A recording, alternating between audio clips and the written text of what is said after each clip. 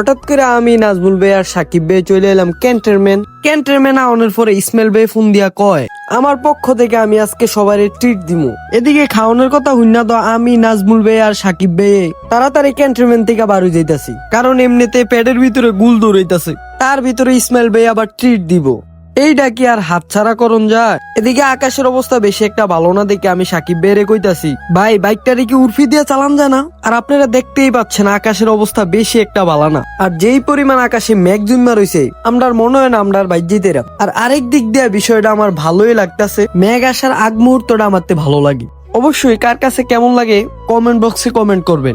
এদিকে বৃষ্টি আওয়ানোর আগে আমি সাকিব ভাই আর নাজমুল ভাই মিয়ামি রেস্টুরেন্টে এলাম। তো এর মাঝখান দিয়ে আরেকটা কথা বলি, যারা আমার ফেসবুক পেজটাকে এখনো ফলো দেন নাই আপনারা একটু তাড়াতাড়ি ফলো দিবেন আর একটু বেশি বেশি করে শেয়ার করে দিয়েন। আর আমরা তিনজনে তো মিয়ামি হোটেলে বইয়া রইছি প্রায় 2.5 ঘন্টা হইব। এই 2.5 ঘন্টা বনের কারণ হইতাছে বাহিরে অনেক বৃষ্টি হইতাছে। এই বৃষ্টির কারণে ইসমাইল ভাই তারা আইতারে না, আর ইসমাইল ভাই তারা না আইলে আমরা তো আর খানা খাইতাম না। এদিকে আমার বিরল রোগের আক্রান্ত বড় ভাইয়েরাও আয়া পড়ছে। বড় ভাইয়েরা আওনের পরে তো সবাই সিরিয়ালে বয়ে লাইছে। এদিকে সবাই সিরিয়ালে বনের পরে আমি সকল বড় ভাইয়ের উদ্দেশ্যে বলতেছি, বড় ভাই আপনাদের খাবার আসতে আরো 10 মিনিট লাগবে। নাজমুল ভাই এই কথা হইনা কয় তোমরা সবাই কি রাগ করলা? আমি নাজমুল ভাইরে কইলাম, ভাই রাগ করছি, কারণ আমার পেটে ভাই গুল ধরাইতাছে ভাই, আমার এখন ভাই যা দিবেন আমি তা খামু।